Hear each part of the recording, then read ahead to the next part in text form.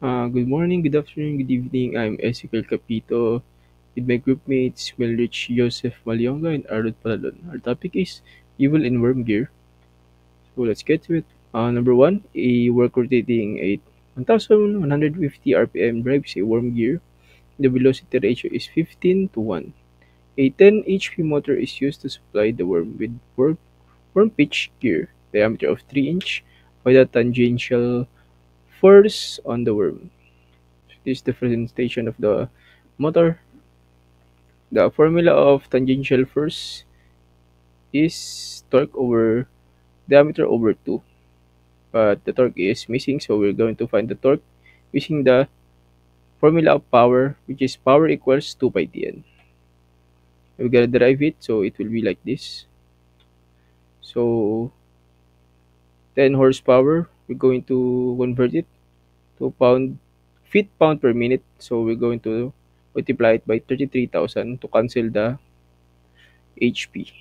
It's going to be like this over 2 pi times 1150 RPM. So the answer is will be 45. So the torque, we can put it into the formula to get the tangential force, which is like this 45.6705 over 0.25 over 2. So the final answer is letter A, 365.37 pounds. Next, number 2. A triple thread worm gear has a helix angle of 78 degrees. It has a pitch of 3.3 over 4 inch. Find the pitch diameter of the gear. This is the example of the gear. So the formula for pitch diameter of the gears we're going to get in this formula. The tangent equals pi times the pitch diameter over the lead.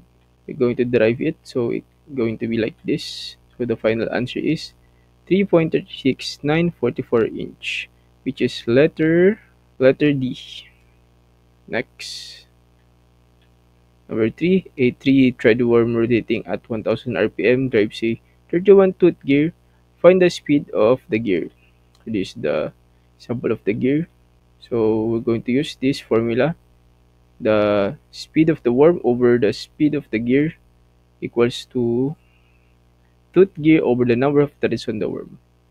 So we're going to derive the formula using this to find the speed of the gear. We can use ship solve or we can just simplify it by using a old-time fashion. So the answer will be 96.7741 RPM. So So bevel gear transmit motion and power between two intersecting shafts, not necessarily perpendicular. While yung worm gears naman transmit motion and power between two non-intersecting shafts, which are usually perpendicular. So proceed tayo sa problem number 1. Problem number 1 is a spiral bevel pinion with a left-hand spiral transmit 4 HP at 1200 RPM to a meeting gear. The mean diameter of the pinion is 3 inches. Find the tangential force at the mean radius of the gear. The choices are 110 pounds, 120, 130, and 140 pounds. So para makuha natin yung tangential force, formula na gagamitin natin is Ft is equal to T over R, where T is torque and R is radius. Wala tayong given na torque, pero pwede natin siya makuha dahil meron tayong given na power and RPM. Then yung radius naman, pwede natin siya makuha sa diameter. So para makuha natin yung torque, gagamitin natin formula is T is equal to P over 2 pi N. Substitute lang natin. Then 4 HP, which is the power. Then convert lang natin siya. Multiply natin siya to 33,000 pound-feet per minute. Kasi yun yung conversion ng HP. This is pound-feet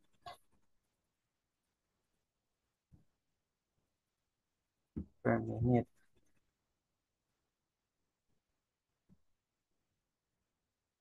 Yan yung conversion ng 1 HP natin.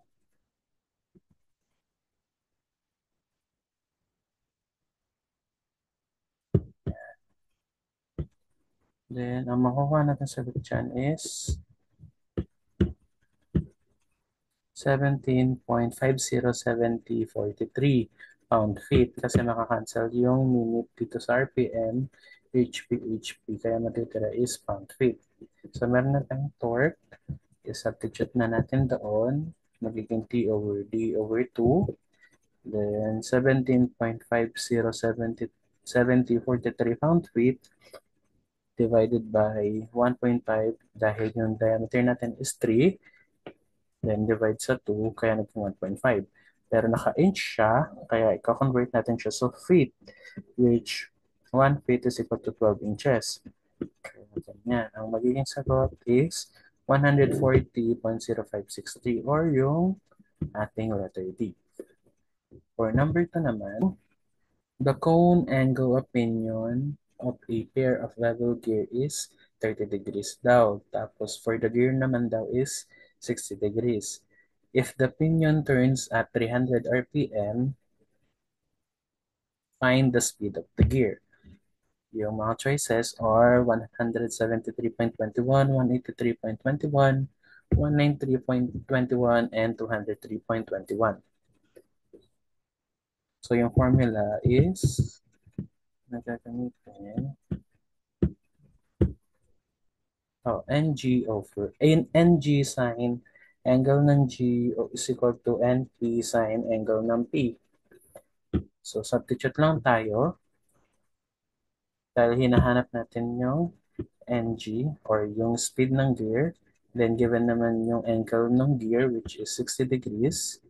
Tapos yung speed ng pinion which is 300 and yung angle ng pinion which is 30 degrees. So para makuha natin yung NG, magiging ganito siya. Magiging NG is equal to 300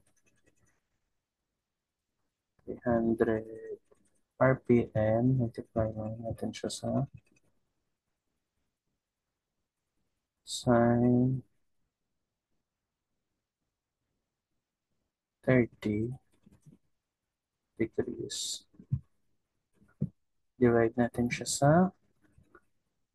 dito, sa sine 60.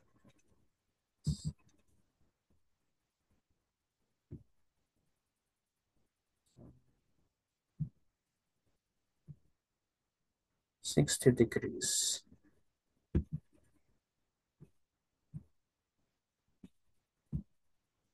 Then, with that, ang makuha po natin sagot is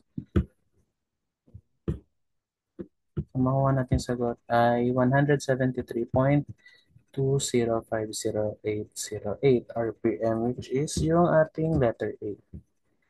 So for the last problem, compute the pitch angle of a bevel gear given the pinion's number of teeth of 14 and 42 teeth on the gear.